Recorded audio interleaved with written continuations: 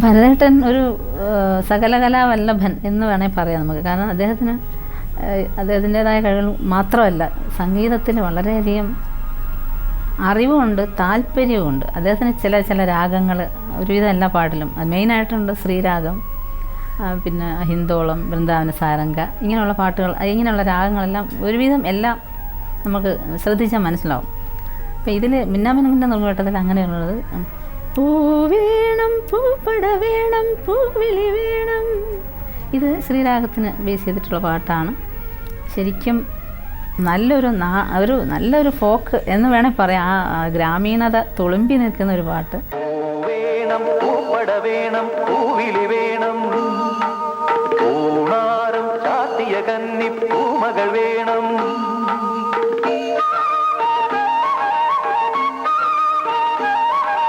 പൂവേണം, പൂപ്പട വേണം, പൂവിളി വേണം, പൂണാരം ചാത്തിയ കന്നി പൂമകൾ വേണം. കുന്നത്തെ കാവിൽ നിന്നും തേവരുതാഴി എഴുന്നള്ളുന്നേ, പോലോലം മഞ്ചൽ മൂളിപ്പോരുന്നുണ്ടേ, മൂളിപ്പോരുന്നുണ്ടേ. പൂവേണം, പൂപ്പട വേണം, പൂവിളി വേണം, പൂണാരം ചാത്തിയ കന്നി പൂമകൾ വേണം.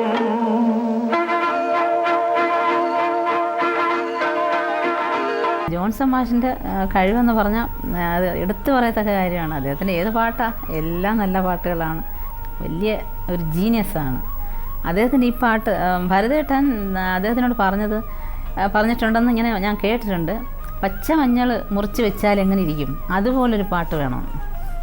അങ്ങനെ ചെയ്ത പാട്ടാണ് ഇതെന്നാണ് പറഞ്ഞത്. പക്ഷേ ഇത് ചെയ്തപ്പോൾ ഭരതേട്ടൻ അതുപോലെ തന്നെ ഫീൽ ചെയ്തെന്നാണ് പറഞ്ഞത്. മക്കൾക്കും തായോ പാടണ കണ്ണി മൺകുടവും വീണയുമായി,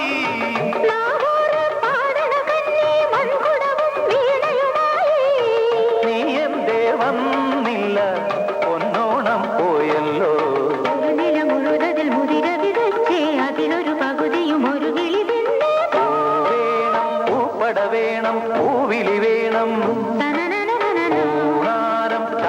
കന്നി